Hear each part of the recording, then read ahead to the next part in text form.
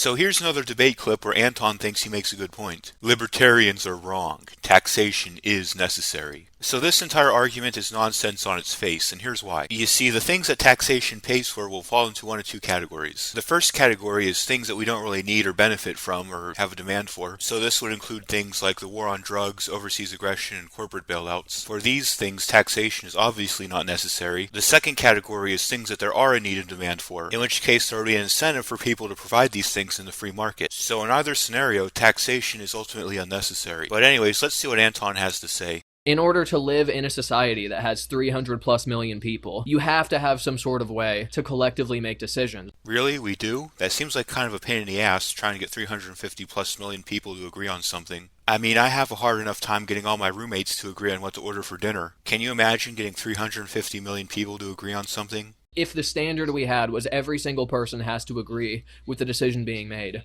decisions never would be made. Nothing would ever get done. You know what? I completely agree. If 350 plus million people all had to unanimously agree on how something would be done, then nothing ever would get done. That's a perfectly valid point. However, I think this is an argument for having more of a market, not less. You see, in a free market system, there's no need for people to unanimously agree to some collective decision. People decide for themselves as individuals what goods and services they want. To me, this seems like much more of an efficient system for making decisions in an economy. That's why we have our representative democracy system. So this is a very common statist argument, that democracy or mob rule is basically the gold standard for determining what's moral. This is, of course, the bandwagon fallacy. Just because a position may be popular with a majority of people doesn't necessarily mean it's true. At one point, slavery was considered very popular in the United States. That doesn't mean it was moral or ethical. This whole idea of framing it like, well, because I personally don't agree with this one particular law. It's not necessarily a matter of whether I happen to agree with any particular law, but rather whether a particular law is legitimate. That is to say, is it legitimate for the government to wield a particular power, to stop someone from engaging in any particular activity? Libertarians have a very simple rule of thumb for determining this. That is the non-aggression principle. Does a particular activity constitute aggression? That is to say, does it initiate force or fraud against an innocent person? If the answer is yes, then it's legitimate to use force to stop that person from engaging in that activity.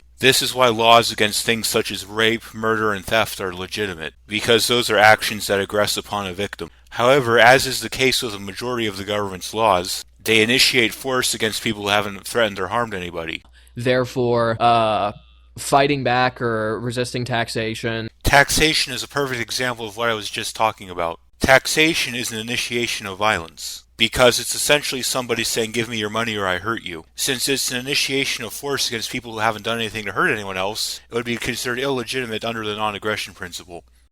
In some way, almost seems like a noble cause. It's not so much that it's a noble cause, more that it's legitimate self-defense. If someone else is aggressing upon you, that is to say they're initiating force or violence against you and you haven't done anything wrong to deserve it, then you have the right to fight back in self-defense. Like analogous to like if there was like slavery. You see, taxation isn't just theft, it's also slavery. This is because someone else is claiming to own your labor against your will. If somebody else gets to decide how much of what you earn you get to keep, then it's essentially not your income, it's theirs. They're just letting you keep some of it. You describe, I think the exact term you used was kidnapping, where it's like this guy's trying to kidnap me. Because that's what it's called when you forcibly abscond somebody against their will. That's called kidnapping. People just imagine that there's some kind of legitimacy to it when the government does it. Like if I were to force my neighbor into my basement against his will because I didn't like the plants he was growing in his backyard, people would see that for what it is.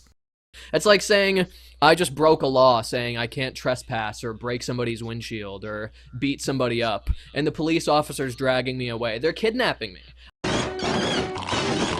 Hey pal, you just blowing from Stupid Town? Okay, so clearly this guy doesn't understand the non-aggression principle. When you break somebody's windshield or beat somebody up, those are actions with a victim. Of course it would be legitimate to use force against someone if they violated somebody else's rights. What libertarians tend to criticize are so-called victimless crimes. These are things that the state forcibly prohibits even though there's no injured party. So this would include things such as smoking marijuana, drinking under 21, driving without a sticker on the back of your car, etc. I don't agree with this particular law about whatever it happens to be. So once again, it's not necessarily a matter of whether I happen to personally agree or disagree with any particular law, but rather it's a matter of whether or not a law is considered legitimate under the non-aggression principle. If a law prohibits an action that actually causes harm to a victim, then yes, it's legitimate. Otherwise, it's not.